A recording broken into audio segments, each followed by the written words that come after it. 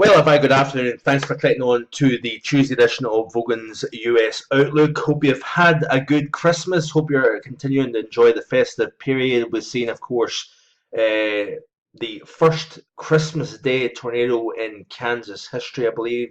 We also seen, of course, record high temperatures south and east of the big area of low pressure that was across the country. And on the backside, we, of course, seen blizzard conditions as well as record snowfall across the northern plain states here.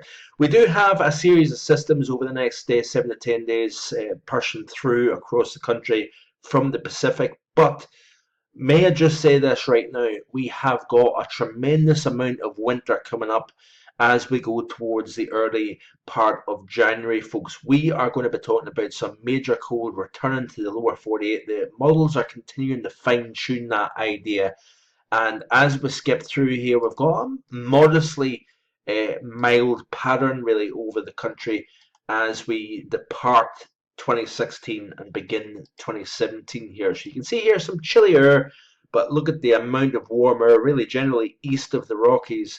We've got above normal temperatures quite widely here.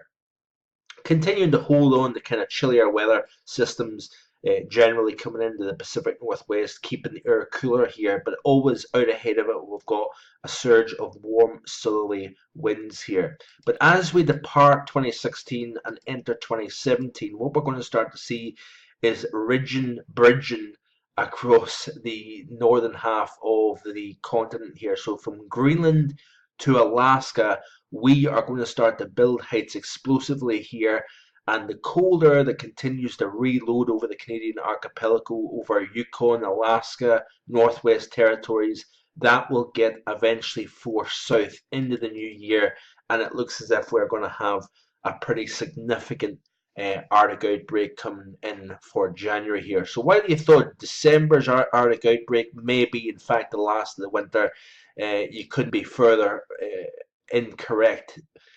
We do have the continuation of systems coming in, so we've got warm then cold, and a kind of modest brand cold, if you will, here. We still have some chilly air getting mixed in, getting cycled in with these areas of low pressures across the country.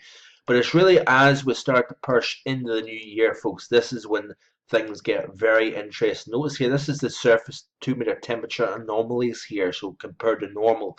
And notice here that while there's nothing particularly that stands out over the lower 48, even across Arctic Canada, you think to yourself, well, it doesn't look as if there's a big deal going on here.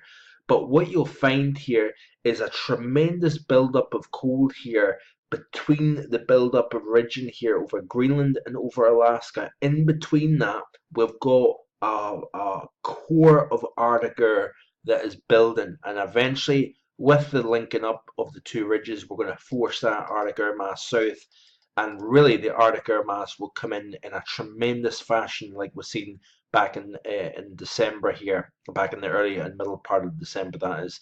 But we're going to have some form of system here with an Arctic cold front. We're going to see the big temperature swing that was seen with the last Arctic outbreak.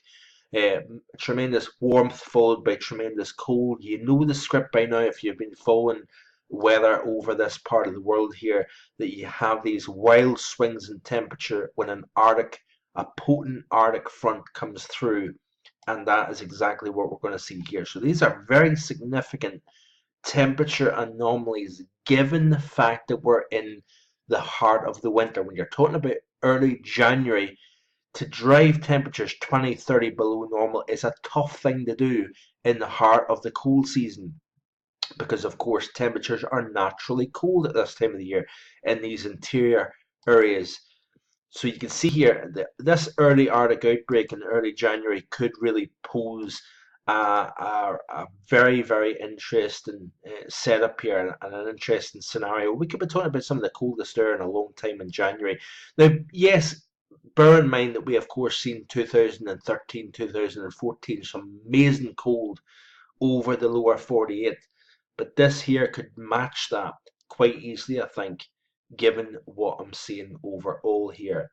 And snowfall wise, over the next 10 days, we are going to be talking about some very significant amounts of snow, I think, through the next 10 days or so. Now, this is the snowfall according to the GFS for the next 10 days here. So let's just get to the 10-day period, and the model is seeing snow all the way into central Texas here. We're also seeing snow down towards Atlanta here, and certainly in the Appalachians, we could be talking about a couple of feet of snow.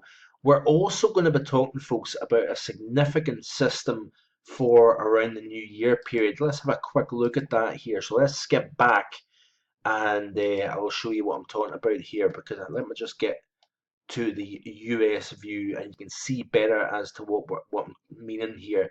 There is, even over the next week or so before that massive Arctic air mass comes down, we're still talking about some fairly chilly air. There's no question about that here when you see thickness values dropping as low as they're going to drop.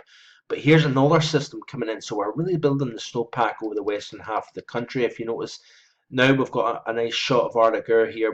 When you've got thickness values down to about 516, 522. It's modest brand cold here, but we are fortunate with an area of low pressure south of James Bay.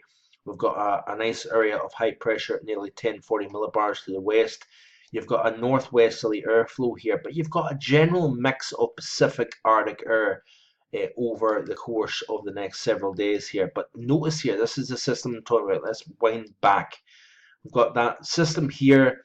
The main surface low is way up to the north over Canada, but you've got an area of precipitation running up, connecting with the front, and you're going to see cyclogenesis kick in, and even bombogenesis, because what you do is you find a coastal low develops here just to the east of New York City, and you go from 994 millibars suddenly to 978 millibars on the mid-Maine coast, and you're probably talking about another 1 to 2 foot snowstorm for the ski country here of New England. So it looks as if it's going to be a very healthy setup here as we go into New Year for the New England ski resorts here.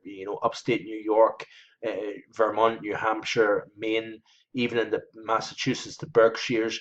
We're going to be talking about a decent, significant snowpack, and then followed in will be nice cold air of semi-Arctic origin, which will allow terrific conditions, I think, as we push into the start of 2017 here.